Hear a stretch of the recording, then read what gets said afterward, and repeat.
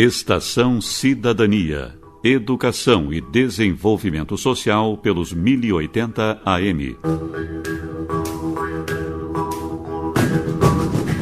Produção e apresentação, Laura Berruti. Boa tarde. Começa agora a Estação Cidadania, uma realização do DEDS, Departamento de Educação e Desenvolvimento Social, da Pró-Reitoria de Extensão da URGS, que toda quinta-feira, à 13h, está aqui na Rádio da Universidade. O Estação dessa semana continuará falando sobre o programa de prestação de serviços à comunidade. Fique conosco, o Estação está no ar.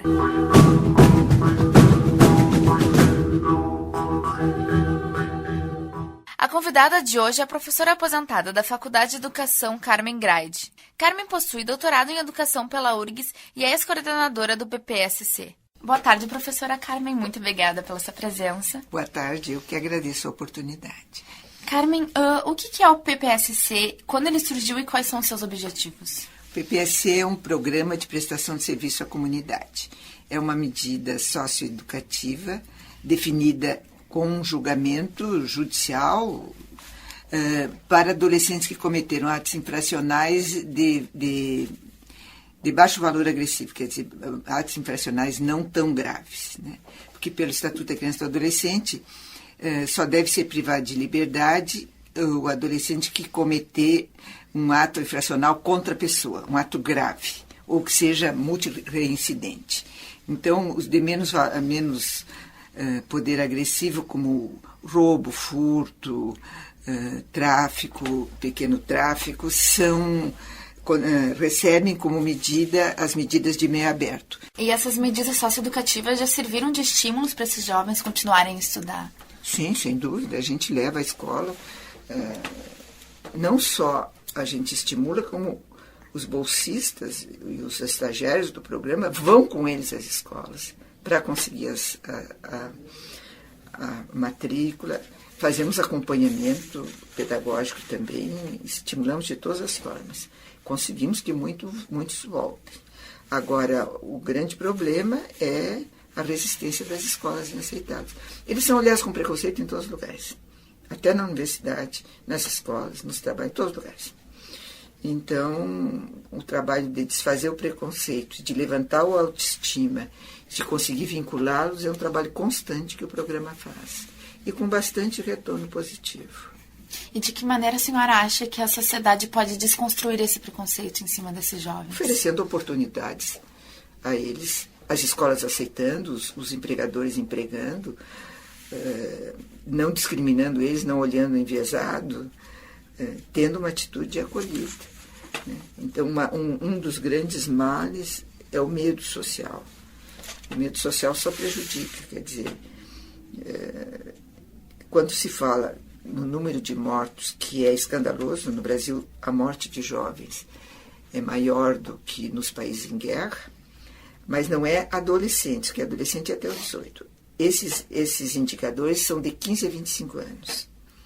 No Brasil, 70% dos que morrem entre 15 e 25 anos morrem de causas externas, que são homicídio, tráfico, trânsito, né? Acidente de trânsito e suicídio. Então, a primeira causa é homicídio. 38% dos jovens entre 15 e 25 anos, não entre 15 e 18, entre 15 e 25 anos, que morrem assassinados no Brasil, o que é absolutamente enorme.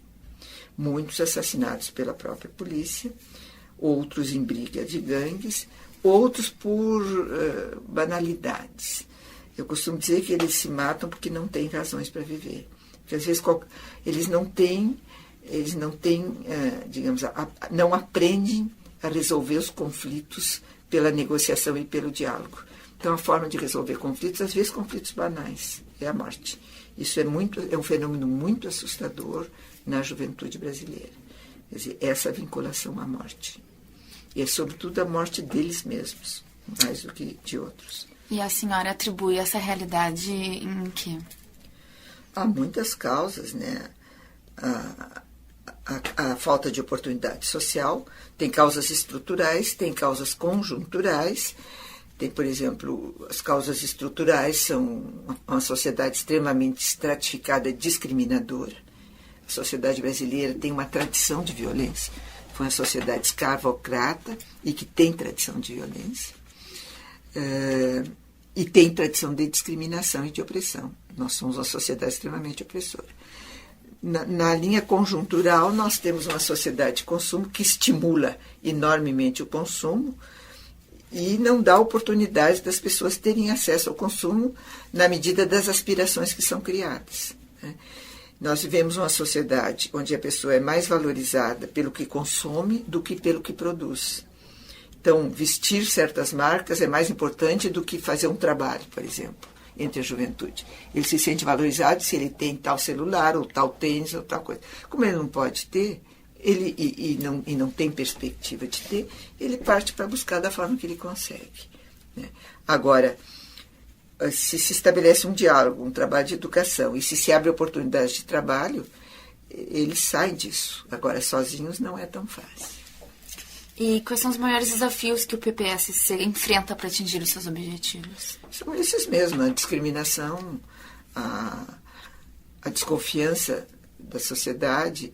Por exemplo, a gente pode constatar muitas vezes que logo que os meninos terminam de cumprir a medida conosco, terminam a PSC, eles se mantêm ainda por um certo tempo vinculados a nós, por um certo tempo, sem voltar a praticar ato infracional. Com o tempo, eles são reabsorvidos pela própria realidade que os produziu, pela falta de oportunidades, pelas companhias, pelo ambiente em que vive. Então, muitas vezes é necessário que eles saiam do local onde moram e vão para outro local para poder encontrar uma nova perspectiva, porque naquele local eles já estão marcados.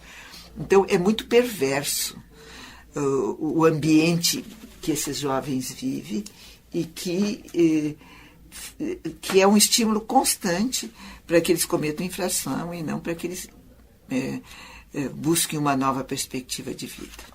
Quer dizer, o ambiente é realmente muito difícil, é muito difícil de sair, pelas relações, pela falta de oportunidade. O que precisa é políticas sociais voltadas para a juventude, políticas de emprego, políticas educacionais, políticas de saúde, que trabalhem, por exemplo, a questão da droga numa perspectiva de recuperação e não de criminalização, É preciso políticas públicas mais eficientes e é preciso uma mentalidade social menos discriminadora e menos opressora e menos consumista do que a que nós temos. E qual é a relação ensino, pesquisa e extensão que esse projeto já proporcionou à universidade? Olha, nós temos publicados 5 livros especificamente sobre medidas socioeducativas, uma revista, Educação e Realidade, e um livro sobre prisões. Nós já promovemos 2 seminários internacionais sobre a problemática, um sobre a problemática da juventude e violência com a Universidade do Texas, outra sobre a problemática da educação em prisões com a Unesco. O ano passado se fez um colóquio internacional sobre medidas socioeducativas, que foi promovido pelo PIPA, e atualmente nós temos o Colóquio Vivo, que é um debate por mês sobre essa problemática, que tem sido feito na Faculdade de Educação e é promovido pelo PIPA. Nós temos vários artigos publicados, temos um número grande de dissertações já defendidas no âmbito do programa, temos egressos do programa que fizeram dissertações no programa que hoje estão fazendo doutorado. Enfim, a grande maioria dos estagiários e bolsistas que passaram pelo programa fizeram mestrado ou doutorado. Então, há uma produção em relação a essa temática que teve uma influência grande do programa. Além disso, aquilo que a gente tenta sempre é criar uma mentalidade e um olhar diferente na universidade sobre essa problemática, através dos debates, dos livros, e também da vida cotidiana. Quer dizer, o fato dos adolescentes circularem pela universidade permite que um outro olhar seja criado em relação a eles. Então, nós sempre dizemos que achamos que eles fazem mais bem à universidade do que a universidade a eles, na medida que eles ajudam a desfazer o preconceito. E é uma constante, nós já tivemos dezenas de pessoas nesses 17 anos que trabalharam no programa, seja técnicos, seja professores, seja estagiários ou bolsistas. Eu não sei o número exato, quando nós fizemos o primeiro levantamento em 2005, tinham sido 33 pessoas. Hoje, 10 anos depois, e com o programa ampliado, como foi, não sei, deve ser já talvez uma centena de pessoas. E é uma constante dos que trabalham no programa dizer, puxa vida, quando a gente conhece esses meninos de perto, a gente muda completamente a visão. Eles são gente, são sensíveis, é possível conversar com eles, eles têm aspirações, é possível realizar um trabalho. Então, e esse contato com eles transforma aqueles que fazem o trabalho. E isso ajuda a transformar o olhar da universidade e a desfazer o preconceito e a discriminação, que são os maiores problemas que eles sofrem. E foi aprovado na Câmara o projeto de lei que prevê a redução da maioridade penal para 18, de 18 para 16 anos para casos de crimes hediondos. Qual é a sua opinião referente? Esse projeto é completamente absurdo de todos os pontos de vista. Em primeiro lugar, a grande maioria dos juristas, existe livro já escrito sobre isso, considera o direito da criança e do adolescente como cláusula pétrea. Portanto, seria inconstitucional reduzir a idade penal, porque é a Constituição que define 18 anos. Em segundo lugar, o Brasil é signatário dos acordos internacionais, como a Convenção Internacional dos Direitos da Criança e do Adolescente, que estabelece 18 anos como inimputabilidade. Em terceiro lugar, alguns países, como a Colômbia, a Inglaterra, tal, que haviam baixado a idade penal, subiram de novo porque viram que não fazia efeito. Em terceiro lugar, nós temos no Brasil 650 mil presidiários adultos e 23 mil adolescentes.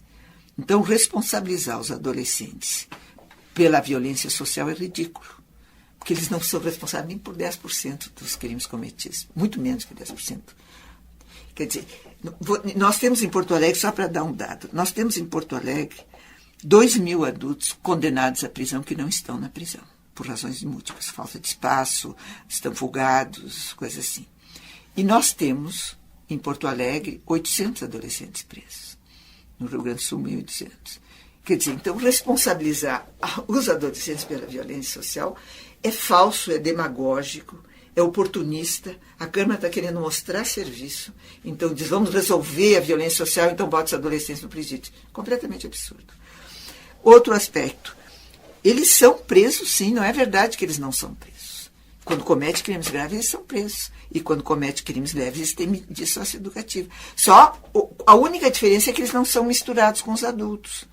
E se eles forem misturados com os adultos, o que vai acontecer? Só vai aprofundar a criminalidade. O que acontece com um menino de 18 anos ou de menos de 18 que vai para o presídio central? Ele vai ter que se integrar a uma gangue, porque o presídio central, por exemplo, é controlado por gangues. Ele vai ter que se filiar a uma gangue para não sofrer, porque a violência entre eles, lá dentro do presídio central, é muito grande. Bom, filiado a uma gangue, ele está com a carreira criminal garantida. Né? Por outro lado, dentro da fase, embora exista muita precariedade no atendimento, mas eles têm minimamente escola, eles são muito mais controlados e acompanhados do que no presídio central, porque no presídio central, nos grandes presídios brasileiros, todo mundo sabe que quem manda são os presos. E na fase, não, eles têm muito mais controle e muito mais acompanhamento. Então, de todos os pontos de vista, o rebaixamento da idade penal é completamente absurdo. Do ponto de vista da justiça, do ponto de vista dos direitos humanos, dos direitos da criança e do adolescente, do ponto de vista do interesse social.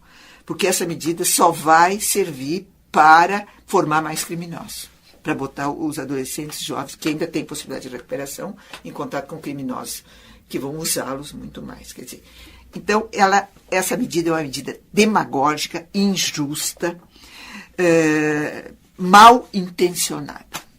Eu não tenho o menor problema de dizer isso. Perfeito.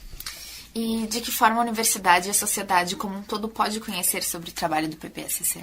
Lendo as nossas publicações, conversando conosco, escutando a rádio da universidade, né? E nós temos muitas publicações que podem servir para informar, né? Ou convidando-nos para falar. Perfeito, então, muito obrigada, professora. A entrevistada de hoje é a professora aposentada da Faculdade de Educação da URGS e ex-coordenadora do Programa de Prestação de Serviços à Comunidade, Carmen Graide.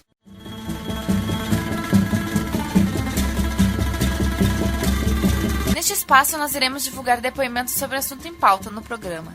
A pergunta de hoje é: que medidas e políticas devem ser adotadas para combater a violência juvenil? Meu nome é Fernando Santana, sou bolsista do PPS URGS e sou aluno de filosofia da universidade. Uma das principais ações, né, e mais básicas seriam os investimentos nas políticas básicas, né, como saúde, educação, né, que são as duas políticas mais básicas nisso. E a gente vê que tanto saúde como educação, mas a educação a gente sente mais por ser uma faculdade de educação do trabalho, é muito negligenciado. Então, através de políticas públicas voltadas, né, poderia se criar, por exemplo, um EJA noturno, né, para que esses jovens pudessem estudar o dia, porque como eles estão em defasagem séria idade, eles não podem nem estudar à noite, porque é muito ruim, não é um ambiente tão propício, e nem de dia, porque só tem crianças. Eu sou a professora Nair Silveira, do Departamento de Psicologia Social Institucional da URGS. Trabalho com políticas de juventude. Acho que a gente teve avanço nas políticas de juventude nos últimos anos, né? Tanto que se criou políticas de juventude, né, para dar conta. Acho que temos avanço, mas nós temos um problema com essas políticas. Elas precisam de maior articulação. A articulação entre elas, né, operarem mais em rede para dar conta das demandas dos jovens e precisam estar mais relacionadas com essas demandas dos jovens e com as experiências juvenis para dar conta, né, daquilo que se propõe. Acho que o grande desafio que a gente tem também é como criar estratégias de mais participação dos jovens na resolução, desde a formulação das políticas, né, na execução das políticas, na avaliação das políticas, e esse eu considero o maior desafio. Acho que não há nenhuma possibilidade de nós darmos conta desse processo de violência que tem uma complexidade, que tem uma multiplicidade de elementos que compõem essa violência, se nós não dialogarmos melhor com os jovens. A outra questão é também potencializar experiências locais de comunidades, as culturas locais, experiências, criar uma articulação melhor entre políticas públicas que envolvam as políticas culturais também, né? E potencializando essas políticas culturais locais, as experiências locais. Acho que esse é um grande desafio e eu entendo que a potência maior para chegarmos a um diálogo diferente com os jovens está nesse investimento nas comunidades, nas pequenas comunidades, nas experiências locais e investimento de mais educação e mais educação.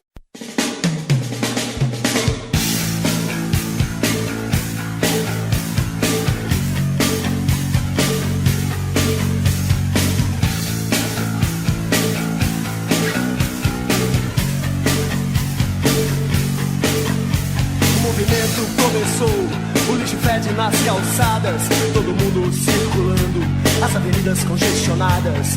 O dia terminou, a violência continua, todo mundo provocando, todo mundo nas ruas. A violência está em todo lugar, não é por causa do álcool, nem por causa das drogas. A violência é nossa vizinha, não é só por culpa sua, nem é só por culpa minha.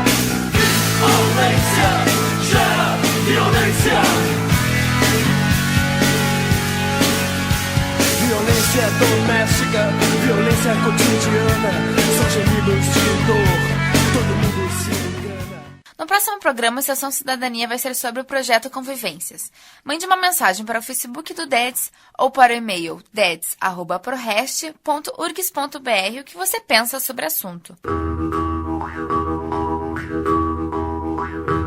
Estação Cidadania é uma realização do Departamento de Educação e Desenvolvimento Social, da Pró-Reitoria de Extensão da URGS. O programa vai ao ar todas as quintas-feiras, à 13h na Rádio da Universidade. Produção, Laura Berruti e Patrícia Xavier. Coordenação, equipe do DEDS. Gravação e edição, Kleber Trindade. Mesa de áudio, Jorge Cecílio. Até a próxima semana. Tchau!